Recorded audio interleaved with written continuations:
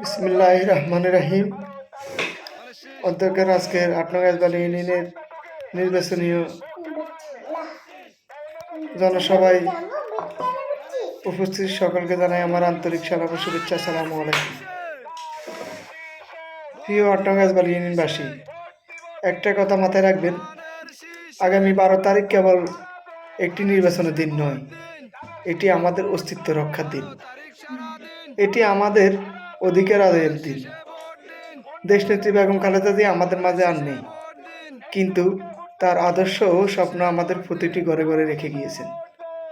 তার রেখে দেওয়া সেই পবিত্র আমানত ধানের শীষ নিয়ে আজ আমরা আপনাদের দ্বারা হাজির হয়েছি।